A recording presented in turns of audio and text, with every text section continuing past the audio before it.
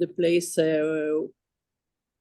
Yes, I introduce myself. I'm Lisa Bellocchi. I'm the chairwoman of ENAJ, the European Network of Agricultural Journalists. And I'm really honored to welcome our distinguished speakers and the agricultural journalists connected from different European countries. I'm not alone. All the ENAJ board organized this webinar, but I want especially thanks two persons, Yann Boulot from France, who began to think about this, and Vedran Stapic from Croatia, which is always our angel protector, because he is very expert about informatic issues, and so it is always very helpful in each technological situation like today. Landowners are a big part of the agricultural network. They manage soil, without which agriculture can't exist, neither grow or become more sustainable, as the European Union is daily asking. Landowners have different national organizations, and an umbrella association for all the national guilds is the ILO, and is based in Brussels. Preparing this webinar, I learned a lot about the different rules in each country to regulate and manage the arable land buy and sell. And today we begin with the two experts.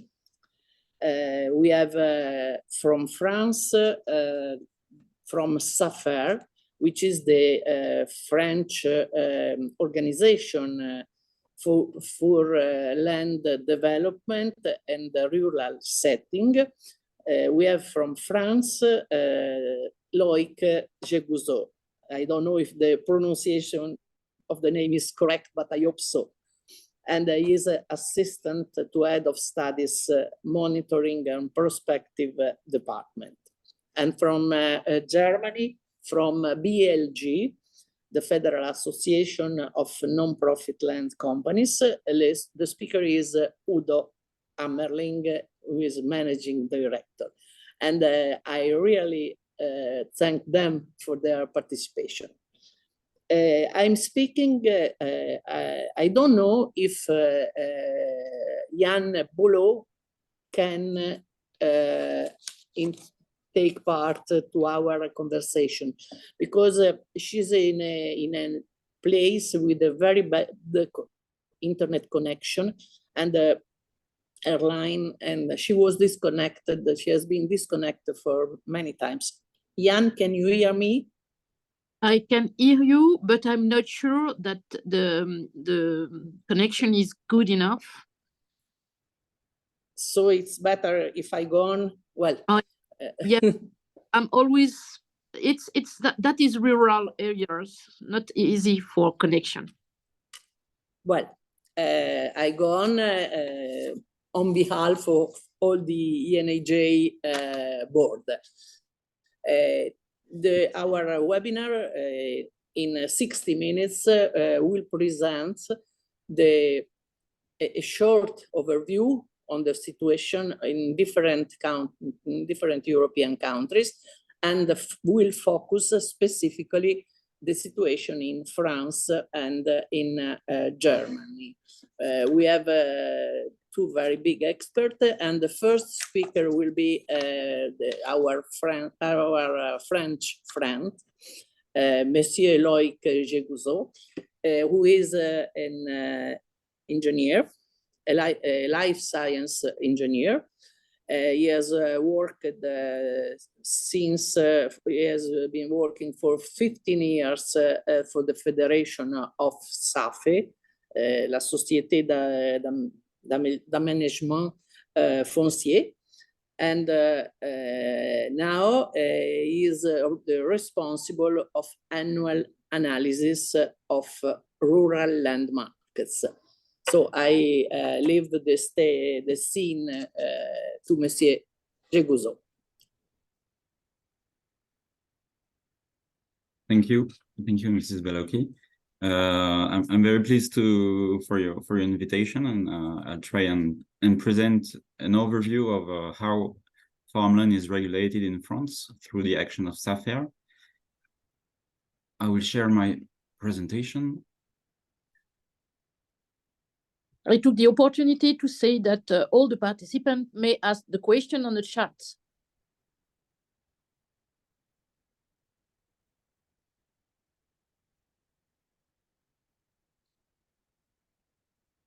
Okay, so it should work. If not, please tell me.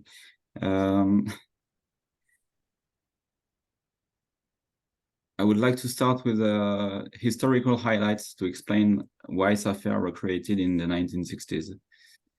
Then I'll present the governance of SAFER and their missions. And then we'll have a look at how farmland is regulated in France.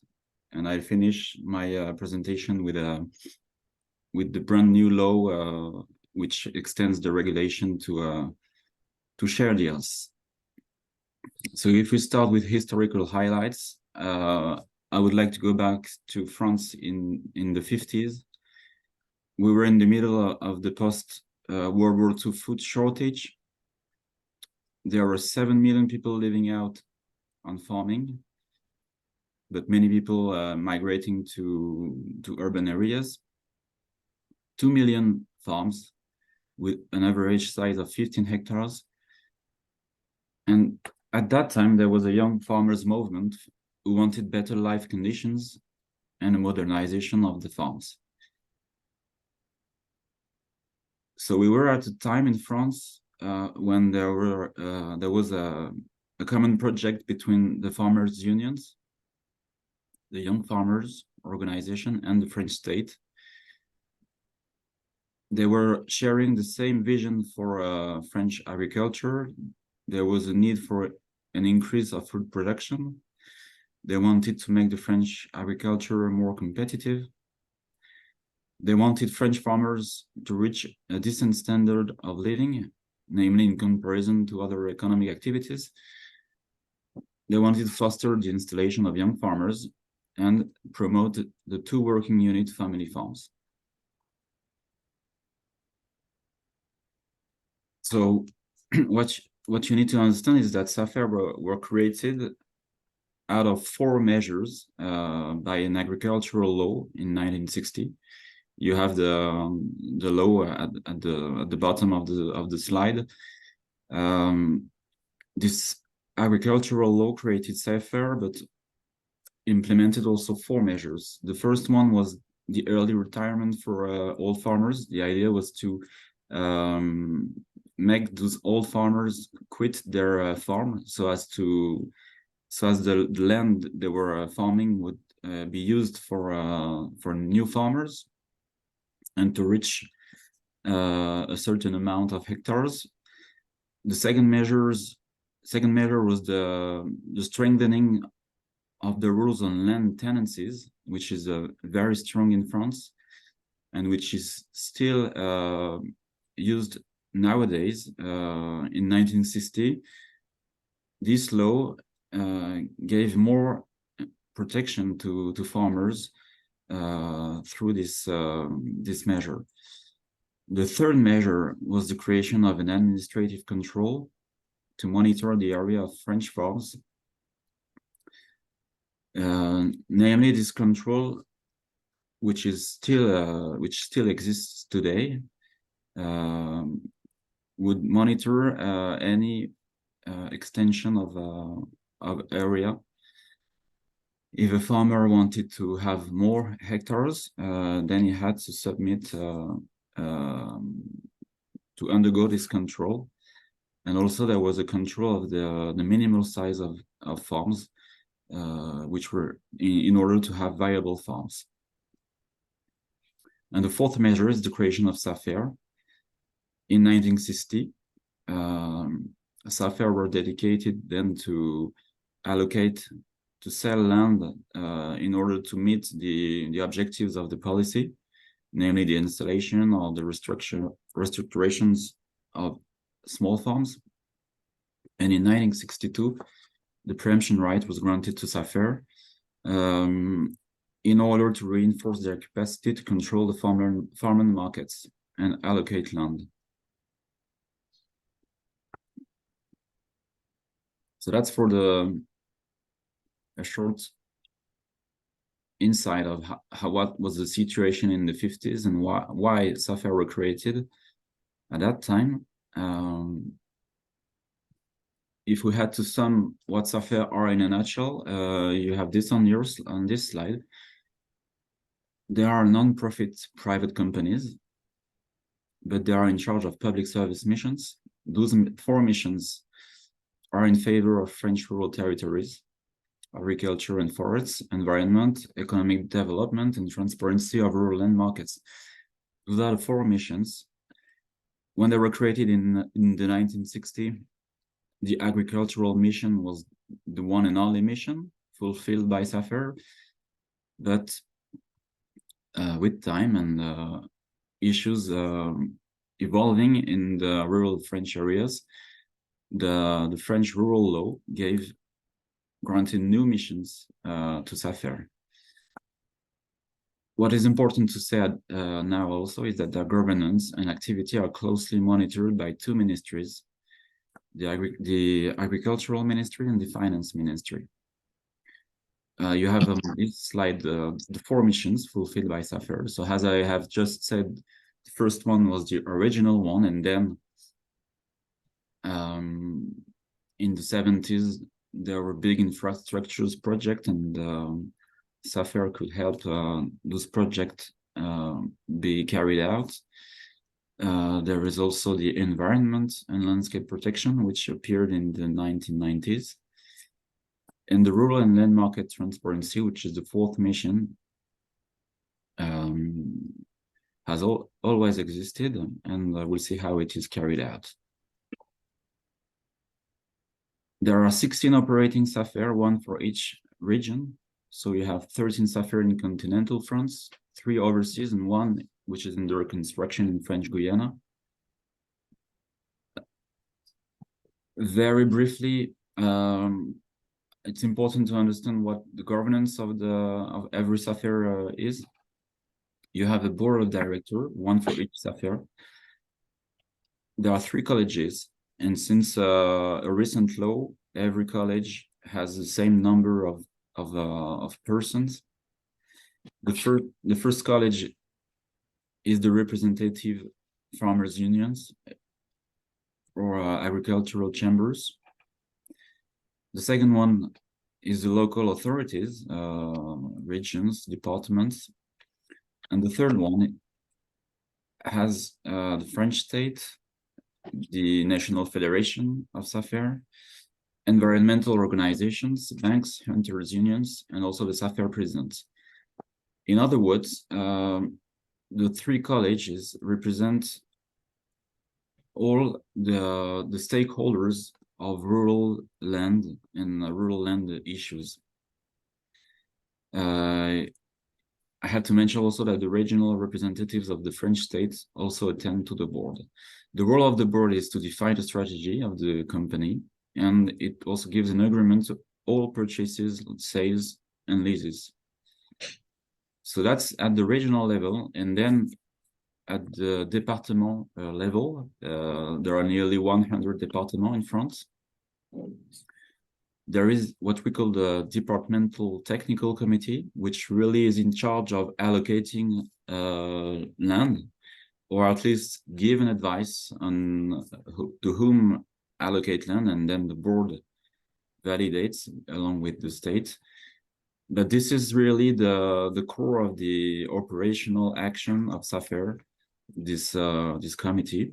There is 1 for every department, and it gathers several times a year. It can be from 6 to 8 times. For instance, last year there were nearly more than 900 committees held along the year. The members are the same. Well, they are the local representatives of the shareholders, and you also have the French state. And the role is to analyze all applications received after public announcement. Anyone who wants to buy land or lease land through SAFER can apply, and this committee has to analyze all applications, and it gives also an opinion on all sales and leases based on the analysis of all the candidates. Sorry. So that's the board and the technical committee are very important to understand how SAFER work. And then I will enter the presentation, the third part of my presentation, which is about how SAFER regulates rural land markets.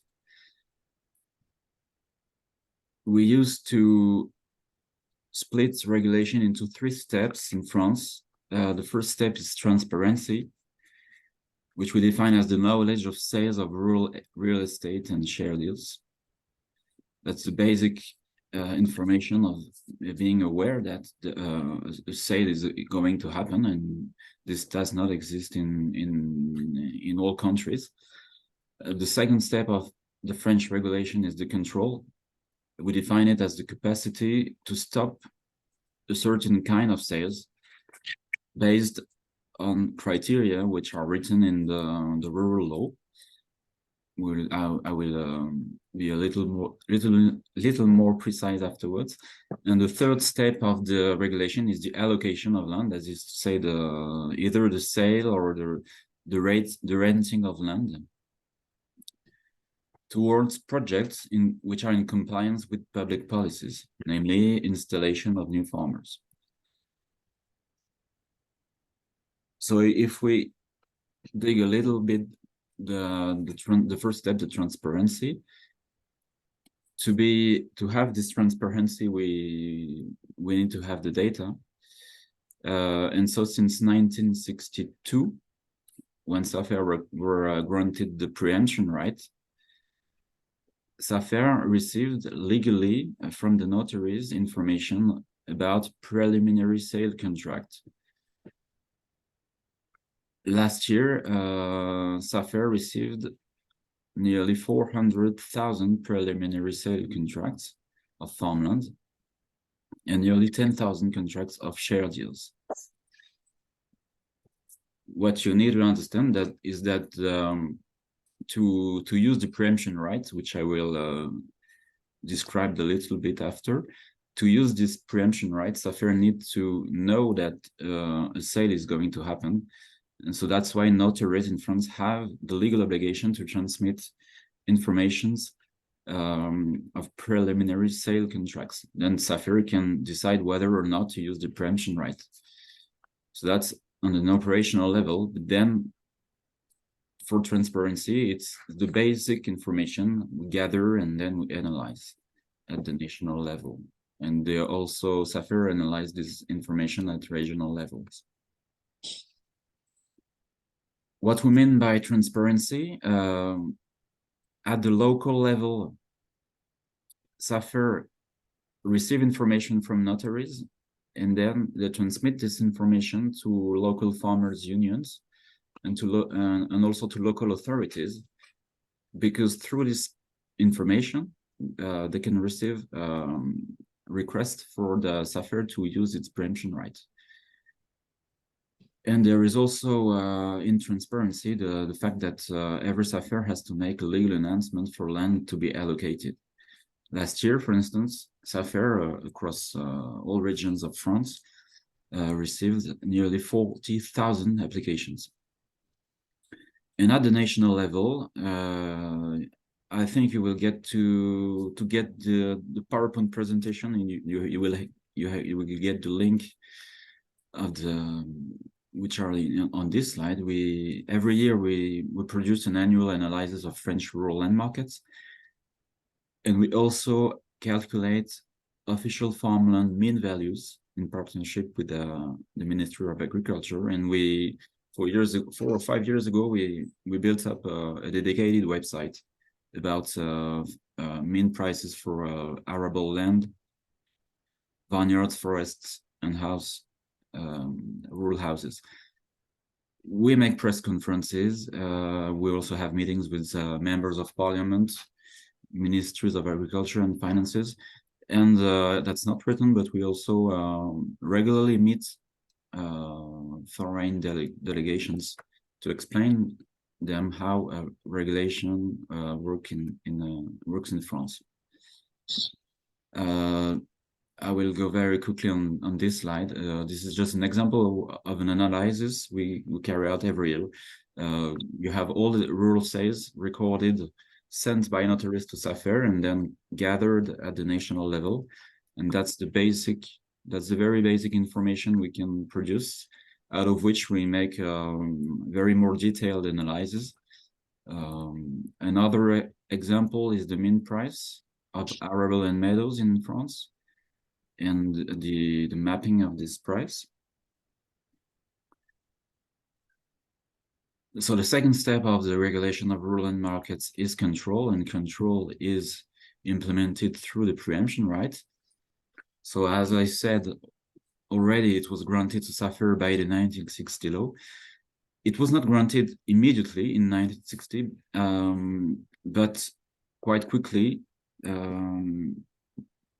we realized, well, I was not there, but it was, the fact was that an action by SAFER without preemption right was not sufficient enough to buy land and sell it to install new farmers or restructure. So there was this vision that SAFER needed to have a tool, a quite powerful tool, to stop sales and then allocate the land in favor,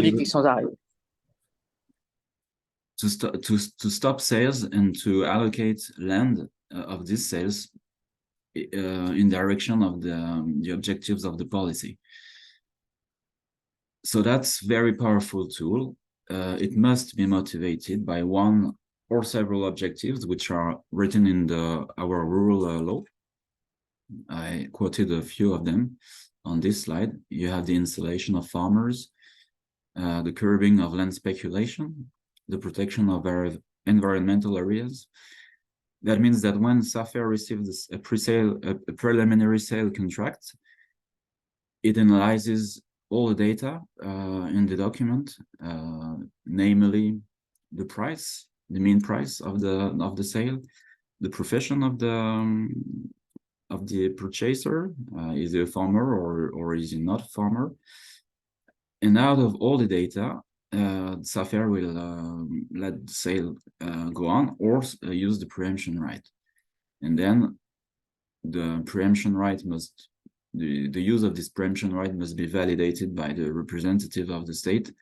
And to motivate the preemption, the SAFER has to mention one or several objectives out of the list. There are three kinds of preemption. I might answer questions if you have questions on this side, on this aspect.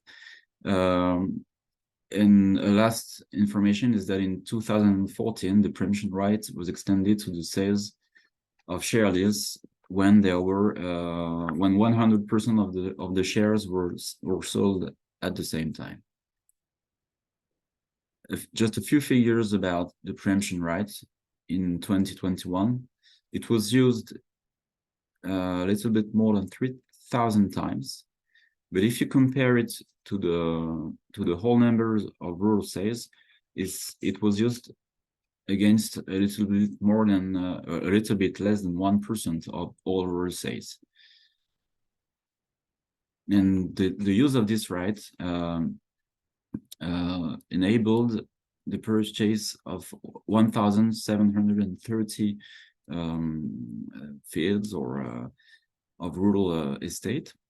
But out of all what SAFER bought, it was only 13% of what they bought and 7% of the area purchased. What I have not mentioned is that the majority of purchases carried out by SAFER is made through amicable transaction, when people come to SAFER and sell to SAFER voluntarily. There is also, so as I said very quickly on the previous slide, you have three kinds of preemptions. The first one is the simple, which means that the seller, the SAFER uses a simple preemption at the same price that was defined between the seller and the purchaser. So that's the simple preemption. But you have also a preemption with the possibility, the capacity for SAFER to reduce the price. Mr. A intended to sell to Mr. B a small plot for 30,000 euros per hectare, for instance. And SAFER decided that given the local references for agricultural use, 30,000 euros per hectare is far too high in comparison with an agricultural use. So in that kind of cases, SAFER can use the preemption right with reduced price.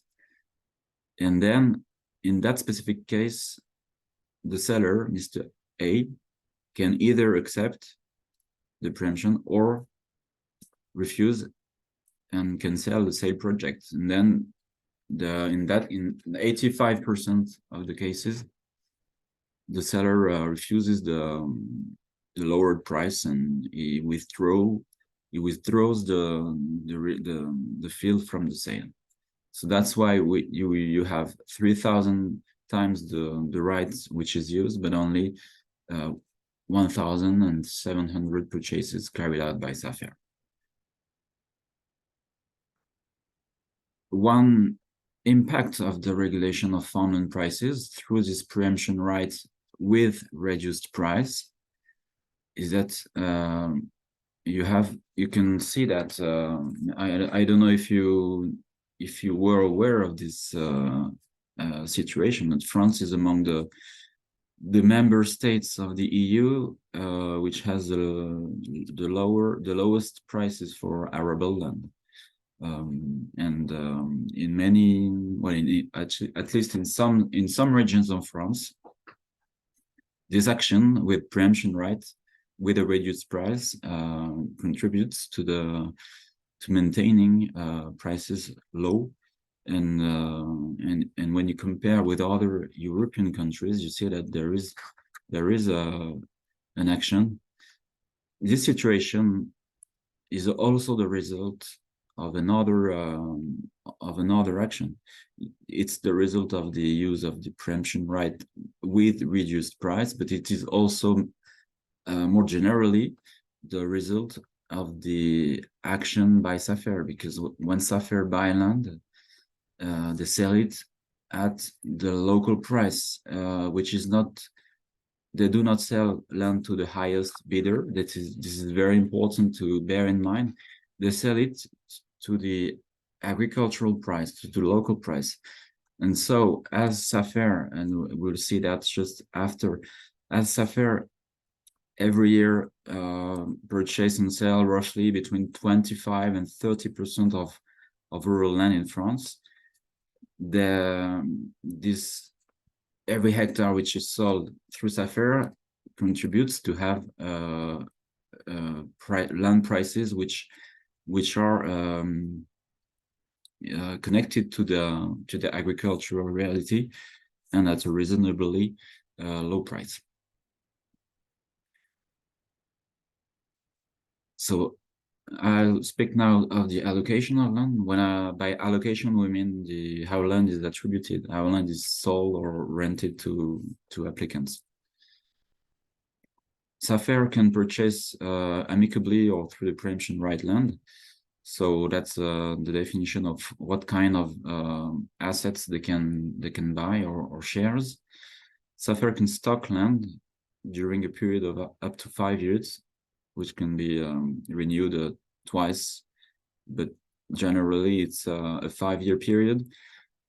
And they can also manage land temporarily And then they allocate land after public announcement through sale or lease. This is a sum up of the basic actions SAFER can carry out. And SAFER can also facilitate lease between a tenant and an owner.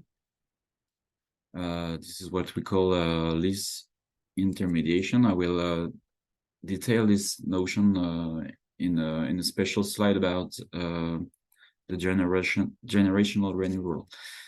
SAFER can temporarily manage land of public or private landowners for up to 12 years. That's what we call convention de mise à disposition. And they also help local authorities by territory studies, territory monitoring, gathering preliminary sale contracts from owners within a defined perimeter in order to make a local authority, to help a local authority make a project for housings, for instance.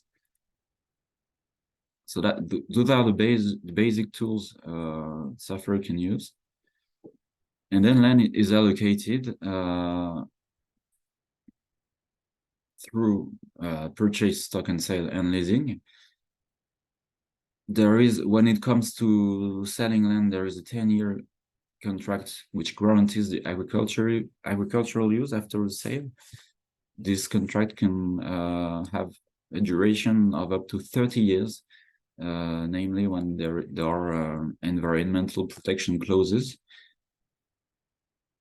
The allocation is proposed by the Departmental Technical Committee in compliance with public policies. So I mentioned the Technical Committee a few slides earlier. This Technical Committee will choose the best applicant among all the applicants. And to make this choice, SAFER have to comply with the objectives of their missions, for instance, installation. And those criteria are also written in an administrative document, so that they have to comply with this document. But there is also a kind of flexibility to allocate land, but the general objective must be reached when SAFER allocate land. The Technical Committee gives an advice to the board, and then the board and the representatives of the ministries validate the allocation of land. A few figures of this of all the land allocated. Those are figures of 2021. There were a little bit more than 100,000 hectares sold through SAFER. There were also nearly 20,000 hectares which were allocated through lease facilitation. So to get to be, I hope, clear enough, lease facilitation, and that will make the link with the next slide, is a tool very useful when it comes to transmit a whole farm.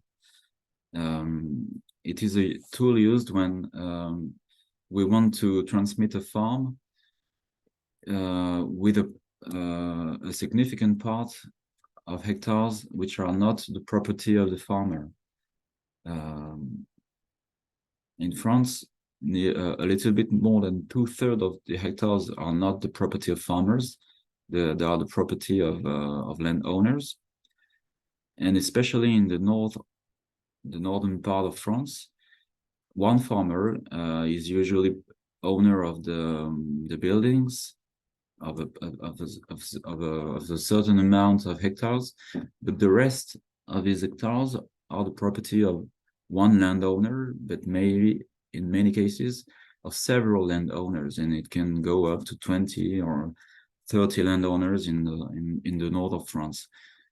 And so if you want to secure the transmission of the farm and contribute to the generational renewal, we have to secure the land which is the property of the farmer, but also the land which is leased by the farmer. And then this lease facilitation is the fact that SAFER will contact every landowner and asks if he's okay to, if he agrees to lease to a new farmer. And so when SAFER has the agreements of all the landowners, the farm is secured on the property part, but also on the leased part of the land, and the installation of the new farmer can be carried out. So these 20,000 hectares are part of this action, and it is a very important action to carry out the transmission of whole farms. Last and third block, the temporary lease of third party. It is a way for SAFER to lease temporarily land which belongs to third parties, which do not want to make a rural lease, but want to have their land farmed. So a private owner or a public owner can contact the SAFER, and then the SAFER will make a lease with the farmer for 1 to 6 years, and then at the end of this period, the landowner will get his field back. So that's the three kinds of ways SAFER can allocate land, and every time, for every hectare on this slide, it has to undergo the public announcement process and the examination in the technical committee. So you have a real transparency on which land is for sale or for lease, and anyone can apply for these hectares. So that's nearly more than 150 hectares, which were allocated in 2021. I wanted to, because I know it was something I was asked for, to focus a little bit on the generational renewal and what SAFER would do for this topic specifically. More than 40% of the hectares sold in 2021 were sold for installation. 1,740 new farmers were installed through the SAFER this very same year, out of whom 69% were not from an agricultural background. I think you're starting to understand that SAFER act in favor of installation, and people who are not from an agricultural background do not have more difficulties to access land. So that explains why this figure is so high with people not from an agricultural background. SAFER have specific measures to facilitate installation, the short or mid-term stocking of land to alleviate the investments during the first years of the farmers. We also sell land to new lessors, new people who will commit to renting land to new farmers. We have national project of a fund which would also alleviate buy land and rent it to a farmer, but with the possibility for the farmer to purchase it from the 10th year. And we also collaborate with chambers of agriculture, namely to identify people who are about to quit agriculture and people who would like to enter agriculture. I will very quickly finish my presentation with an important information with an up-to-date regulation since 2021. In France, we usually say we have 4 ways to access land. The land market, which is the historical real estate market, the land renting, the share deals, and the contract farming. Until 2021, the former regulation was not adapted anymore and didn't stop land concentration. Well, I skipped this one, but I would like to highlight the fact that when SAFER were created in 1960, they were in charge of regulating the land market. But then progressively another market appeared in France, which is the share deals market, against which there was absolutely no regulation. So there was a start of regulation in 2014, and in 2021 there was a new regulation which was created, because the fact is that this share deals market was quite limited in number of transactions, but it concerned a big amount of hectares. So there was a need that this market was regulated the same way the traditional market has been regulated for 60 years. So the new law was voted in 2021 to regulate the access to land through share deals. The objective is to limit land grabbing and facilitate installation. It is an administrative control of share deals, which is operated by SAFER but validated by the French state. There are two conditions to undergo the control. The purchaser has to take the control of the company, and a regional area must be exceeded through this operation. There are several exemptions, namely the family operation do not have to undergo this control. So this is a very new control. The objective is to regulate the share deals and to limit land concentration, which hinders the possibility for new farmers to install, because through share deals, we observed, not in the majority of cases, but we observed that it was a way for French farmers to buy a farm, and with people already with the big farms, and these purchases would limit the possibility for young farmers to start their activity across France. Thank you for your attention, and I'll leave the floor to Udo. Thank you to Mr. Jegouzo. I don't know if you can hear me. Yes, you can. It was a very complete overview of the French situation. Maybe could have been interested also have an overview of what happens in other countries apart from France and Germany. But now we go on with Mr. Udo Hemmerling, the managing director of BALG, which is the Federal Association of Non-Profit Land Companies. Mr. Hemmerling has a very long experience in the farmers organization, and so I leave to him the scene.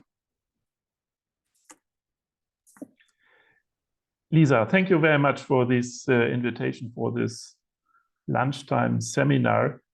I understand you set this topic also on the parliamentary report from European Parliament on giving young farmers a better land access. And maybe I try to give some impressions on the land market from Germany now, and I will try to share my slides.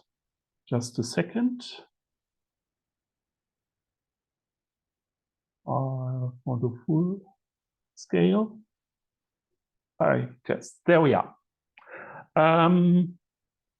I will go on 3 steps in the German land market. First steps is land lease, then the inheritance of farms, and finally look on the farmland sales in Germany. Okay, let's start with the land lease. About 60% of the farmland in Germany is leased, and the other 30% is really the land is directly owned by the farmer. We see some regional differences. In Bavaria, you see about 50% of this, and in Eastern Germany, you see 75% of, in some areas, 75% of the farmland is leased by the farmers. So, and when you ask me what is the yearly transfer rate on every land parcel, we have some indications from the CAP application from year to year that in average about 6% of the farmland, there's a different farmer than the year before. So we have some change in the land transfer every year. We have no official statistics on that, but this is a rough estimation. The land lease contracts are predominantly long-term contracts. So for 6 years, for 10 years, for 12 years, or even for 18 years. Because both parties know that the long-term contract is for both parties favorable, because you have to fertilize the soil, have a good soil quality, and then it's in the interest of both sides to have a long-term contract. But in some cases, you can make a lease contract from year to year. You are free to do so. In the last years, the prices went up. On the left side, you see the statistics of the average lease prices.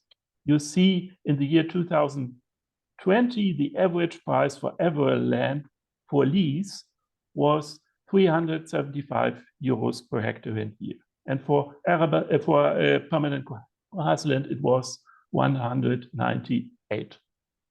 And then on the right side, you see the prices for the new contracts, for the newly made contracts. And these are quite higher. You see data about 700 and more per hectare and year. And in East Germany, it's a bit lower. And same for Grünland, which is pasture land. It's about half as high as for arable land.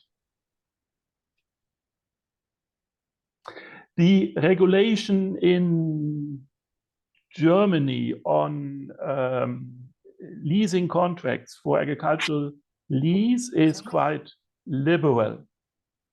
We have the Bürgerliches Gesetzbuch, so Code Civil. There we have general provisions for land lease contracts, but no price regulation. And then we have a state law. This is Landpachtverkehrsgesetz, so it's a land law, which has a provision: the contracts can be stopped if the price is disproportionate, is too high compared to the average farm, to a good average farm. But this law is at the moment in most states not executed. It's not executed because the parties, so the farmers and the landowners, do not deliver the contract data to the authority. And there are no sanctions on that. So this is a situation that this law is, in the most of the states, not executed. So in the effect, we have quite a situation that you can go on the market and lease land if you want to pay for it as a farmer. And so many farmers who have a high or higher profitability than the average of the farmer, they can go on the land market and lease land. So we have quite a competitive environment on this between farmers. And we have nearly no political discussion on that situation. Farmers pay a lot of money for leasing land, but in fact, in the policy area, this is more or less accepted. I come to the second point, the inheritance of farms within the family. It's quite usual in Germany that the farm is inherited at lifetime. So when a farmer is, the senior farmer is 60 or 62, often he makes a pre-inherited a contract with the younger farmers. And often they do it stepwise by doing a partnership contract or establishing a partnership society on the farm. So often it's going stepwise. The taxation is quite farmers friendly. The asset valuation of the farmland for the inheritance tax is done by taking the average land lease price in the region, so maybe 400 euro per hectare. Then you have this capitalization factor of 18.7. And then this is the asset value for the inheritance tax. Then you have tax-free amount for close relatives, and you have a continuation rebate if you take a company from the senior generation and continue the company at least 5 or 7 years. It's a bit complicated regulation. Then the inheritance tax can nearly go to 0. So after all, you can inherit your farm to the next generation, even bigger farms, for 0 taxation in the inheritance tax. This is quite a favorable regulation. Now coming to the land sales. Last year, the land sales were at a long-term low. This is because most of the landowners saw in the last years the prices went up every year, and they just waited. And they said, many landowners said, well, on the bank I get an interest rate of 0, so better I keep the land. I will not sell it. And you can see it on the price scale. In the last 10 years, in most of the regions, the prices went up. You see it on the right map with the green and red counties. And you see in many counties in the east and also in the south, the agricultural land prices have doubled in the last decade. And the reason is not only the farming situation itself, but especially in southern Germany and in the northwest, the urbanization of the whole regions. So many farmers kept their land and the prices went up. So the average price for arable land last year was in Germany 38,000 euros, and for permanent grassland it was 25,000 euros. This year we have some indications that more landowners are willing to sell their land. But we will see. We have to wait for the statistics of this year. Then we have a debate on sharpened transfer rules for the sale of agricultural land.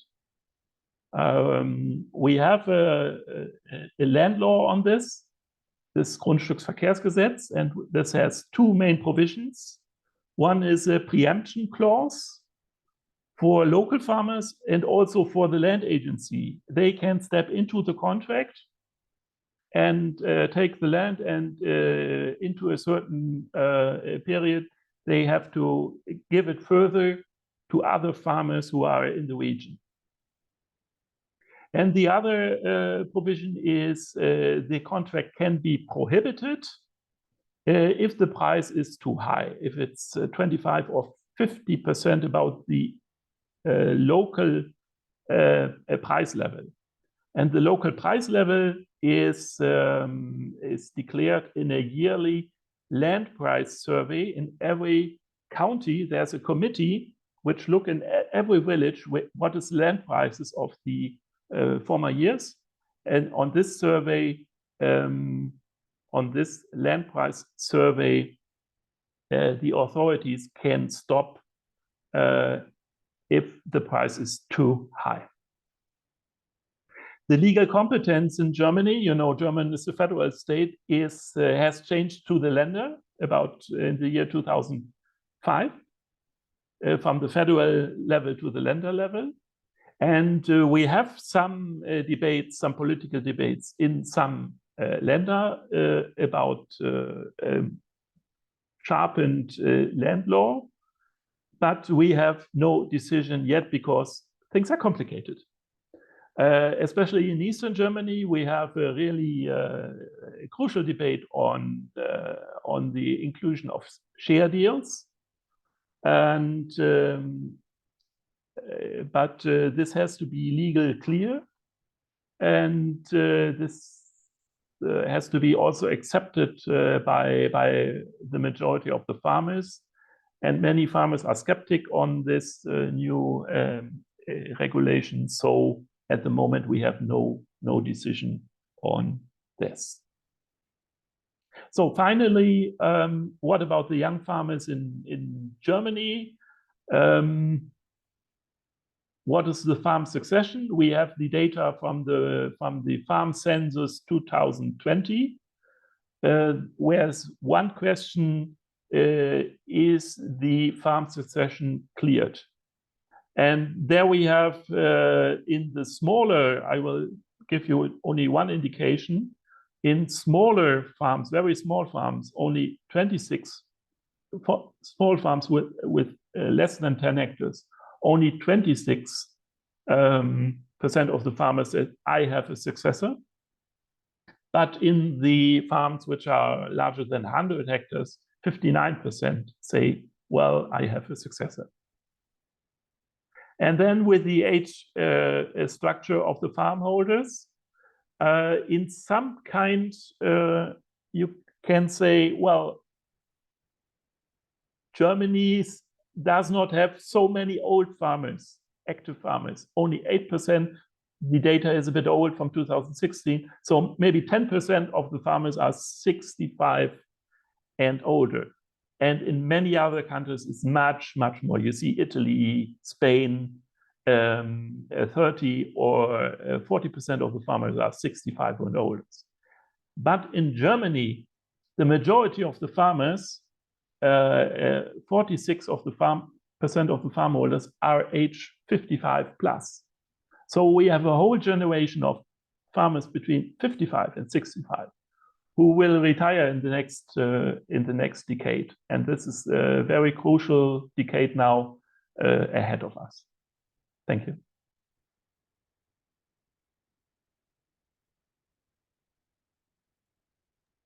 Absolutely interesting what we heard from Udo. And a very different situation from the French one. I don't know if there are some questions already written in our chat. Yes, we have one. We stop at this moment the registration of the webinar. So what happens now can be seen or heard only by participants. I read a question for Mr. Hemmerling. Is it possible in Germany to split farm to more than one future young owner in case of inheritance from old farmer? Do kids are paying for it? Do you have a regulation in that scenario? What happens if there is no children to inherit? Who is the successor? It's a very interesting question. So please. Thank you for this question. It's even more than one. I will try. Yeah. So normally in Germany, the farms are not split by inheritance. Normally, it is decided to give them to one son and daughter or to two of them, but then they are in a partnership. And the reason why it's not split is the farmer who takes the farm, the young farmer who takes the farm, he has to pay out his sisters who do not take the farm. For I hope you understand me. And but this is the same situation for this payout compensation to sisters who are not going to take over the farm. The valuation of the assets of the farms are quite low. So it's interesting for most of the parties, for the young farmers, to keep the farm together and not to split them up. The kids normally don't pay for it. They pay some rent for their parents. So a kind of private pension they pay to their parents, or they give them the service for a kind of farmhouse. But normally this pre-inheritance contract is a pre-inheritance contract, though there's not a real payment for this. So if there's no child to take over the farm, normally the land is leased out. So the farm is stopped and the farmland is leased out to some neighbors. Thank you. In Italy, we have something similar. We call it a family pact for inheritance and not to split the farm between different inheritance. Yes.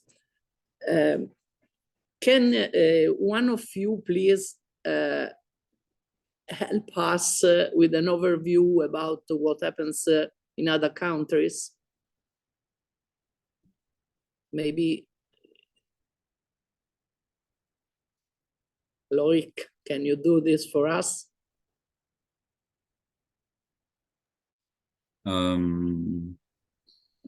Actually, I have not prepared specifically an overview of the situation in other countries.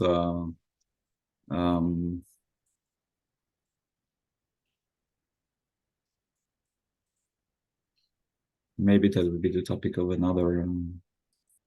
We'll make another webinar, for the other. Yes, because I see that the French regulation is very strict, as far as I understand. Absolutely. Well, there are some studies which were produced by the European Commission. I think there was one which compared the level of regulation in the EU member states.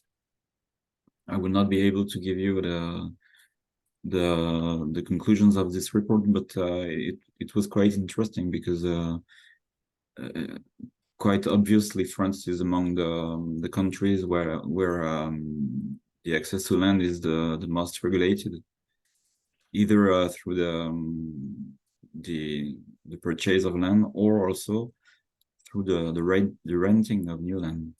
SAFER are in charge of monitoring the regulation through namely through the purchase of land, but there is also this administrative control.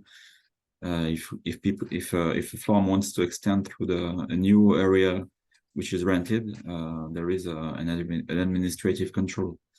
So the whole regulation is quite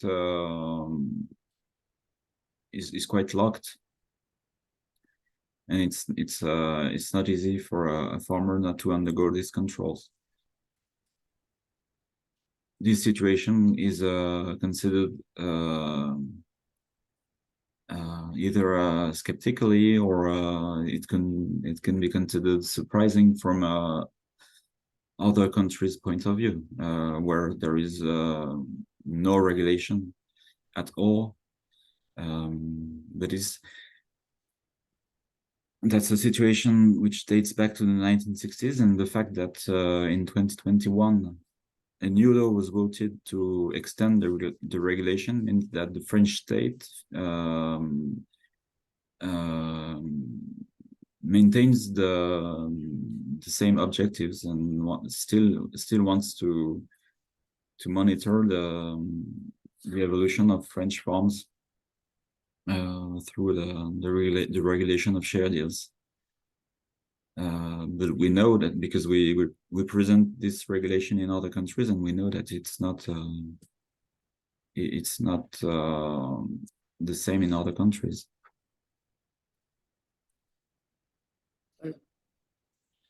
I have another question, if it is possible, waiting for the other. In the different countries, Germany and France, the owners of the land are mainly farmers or different kind of people? Who can begin answering? Udo, in Germany? Yeah, so I explained about 40% of the farmland is owned by active farmers themselves. Yeah. And then many farmland is owned by private people who were formerly farm families, and the farms stopped farming and now they lease out the land. And then we have a kind of this institutional landowners, which is mainly the churches in Germany. Protestant churches have some parts of land, and often the states in northern and eastern Germany, they own land. And this land in some states is also managed by the land agency in my organization. And then we have still in East Germany about 200,000 hectares of land, which is still owned by the Minister of Finance, which is from the former GDR state owned, which has not been privatized. But so after all, most of the land in Germany is really owned by private owners. And then we have the question of the share deals. In the last 15 years, some institutional investors in Eastern Germany bought land, bought farms, farm companies, and but we have no clear data now on this. Thank you. Thank you. In France, Loïc? In France, I mentioned it. The hectares, the part of hectares which are rented by farmers is on a national level 70%. So if you take a mean farm in France, 30% of the farm would be the property of the farmer. So the rest of the land is owned by big landowners, traditional big landowners, also by relatives of the farmer, also by farmers who started their career as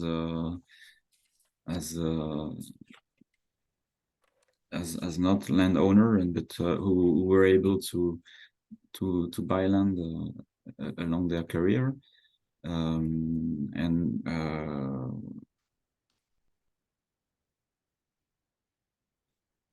and we have more and more people who were from an agricultural background, but who remain landowners, but who do not have an agricultural activity, as we have less and less farmers in France.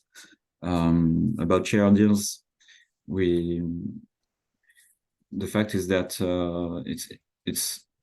there are more and more companies which own farmland in France. Formerly, we only had individual farms, but progressively there has been an increase of agricultural companies because they had a lot of advantages, and land is more and more owned by these companies. And then it's because we had this situation that that a new law was voted in favor of a regulation of these companies. So that's what I could say about your question.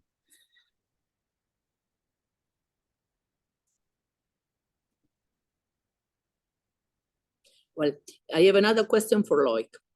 I received from Vedran this question. It seems, Loïc, now you are mute with your micro.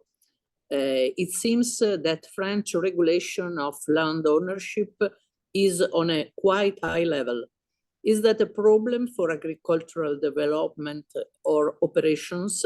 Is that meaning slow processes, a lot of administration?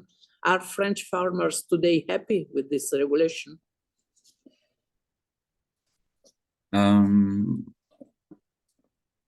That's a good question. There are several answers to one question. This regulation has existed for 60 years. So French farmers, I would say, are used to this frame, which is quite strong indeed in comparison to other countries. I would not say they're all happy with it, of course, because, for instance, the administrative control, which monitors the maximum size of farms, it can be considered as a limitation for a farm to grow, and could be considered by some people as anti-liberal and against the competitivity of French farms. The fact is that in some parts of France, this administrative control of the maximum size can be operated not so effectively. So if you take the picture of the farms in France today, you have farms which actually exceed the limit size. So that's one idea. Another idea is that the development, the increase of agricultural companies was also marginally, not in the majority of cases, but was also a way to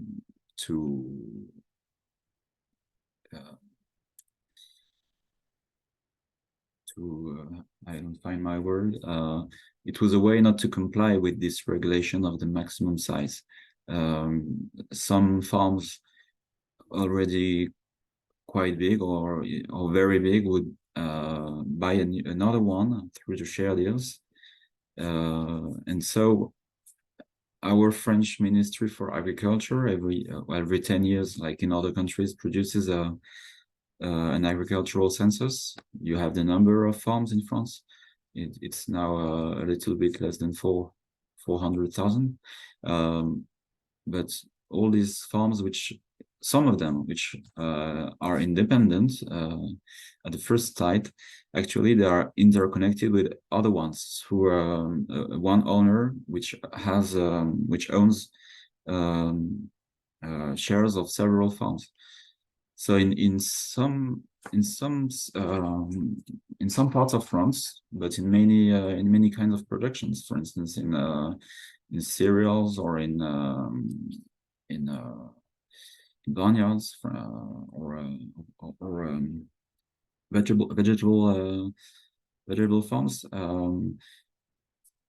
we have observed that agricultural companies could be owned by one person, or one holding, and so that's the result of the fact that the regulation was not, even if I have presented it as very strong and very effective, it had become not quite effective because of the increase of agricultural companies and the possibility for people to buy shares of companies and actually have 10 companies under their control. So the photography of the French farms today is quite there are many kinds of farms today. There are the very small farms, the family farms, and these groups of agricultural companies. The idea of the new regulation is to try and limit the growing of those gathering of farms. They will not go back to smaller farms, but it will try and limit their extension. There was a French researcher who tried to measure the action of the French policy on limiting the size of farms. It results that the gap between small and big farms in France is smaller than in other countries, because there is the will from the French policy to make small farms viable, but to make big farms not too big enough. But it's not, so some people are not happy with that. Some people would like to have an even stronger regulation. Some people would like to have no regulation in France. I think it's like in any country across the EU. You have several ways of thinking, and what I can say quite objectively is that French state voted our members of parliament voted a law in 2021, which is quite a balance, which is in the same direction as the law voted 60 years ago. So there is a will to have this regulation, but not everyone is happy with it. Well, thank you very much again to Udo and Loïc. I think that we can stop here our very interesting webinar.